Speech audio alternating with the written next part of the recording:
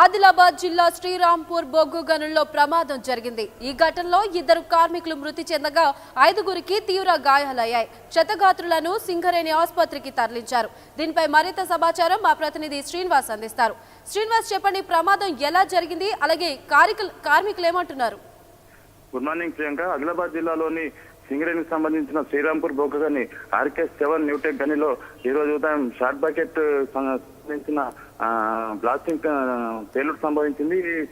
ఈ ప్రమాదంలో 2 కార్మికులు చనిపోయినట్లు సమాచారం ఉంది. మరో 8 మంది కార్మికులు తీవ్ర గాయాలతో సింగరేణి ఏరియా ఆసుపత్రిలో చికిత్స పొందుతున్నారు. అయితే ఈ రోజు ఆదివారము సెలవు దినం కావడం వల్ల కార్మికులంతా కూడా విధులకు హాజరయ్యే పరిస్థితి లేకుండా పోతే, అయితే కొంతమంది మాత్రం కార్మికులు సెలవు రోజుల్లో సైతం పనిచేసే పరిస్థితి ఉంటుంది. ముఖ్యంగా చూస్తే అడ్మినిస్ట్రేషన్ న్యూటెక్ గనిలో సంబంధించి బొగ్గు ఉత్పత్తికి సంబంధించి వచ్చే వారం రోజులు ఎలాంటి ఇబ్బందులు పెట్టకుండా మిషనరీకి సంబంధించిన రిపేర్స్ కానీ ఇతరత్ర కార్యక్రమాలు చేసేందుకోసం వీళ్ళంతా కూడా కార్మికులు ఎవరైతే 2 మృతి చెందిన కార్మికులతో పాటు గాయపడ్డ కార్మికులు కూడా ఈ రోజు పనులు విధుల్లో ఉన్నారు. అయితే ఎంతమంది ఉన్నారు, ఏం జరుగుతుంది అనేది మాత్రం ఇంకా తెలియలేదు.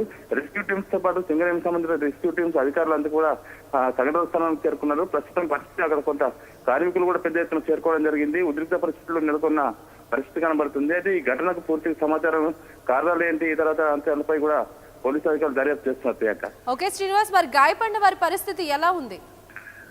అంటే సెలవు దినం కావడం వల్ల కార్మికులంతా కూడా పెద్ద సంఖ్యలో హాజరు కాలేదు. ఈ రోజు అంతా కూడా సెలవు రోజు కాబట్టి కార్మికులు రాలేదు. అయితే కొంతమంది ఈ రోజు విధులు నిర్వహించే కార్మికులు మాత్రం ఈ రోజు జరిగిన ఘటనను పూర్తి స్థాయిలో విమర్శిస్తున్నారు. ఎన్నిసార్లు కూడా అలర్ట్ చేసిన యాజమాన్యం పట్టించుకోవడం లేదని, ఈ గతంలో కూడా ఇలాంటి ప్రమాదాలు అనేకంగా సంభవించిన సింగరేణి గనుల్లో కానీ యాజమాన్యం సింగరేణి సంస్థ కూడా పూర్తి స్థాయిలో స్పందించడం లేదని ఆరోపణలు కూడా ఉన్నాయి. Right, thank you Srinivas.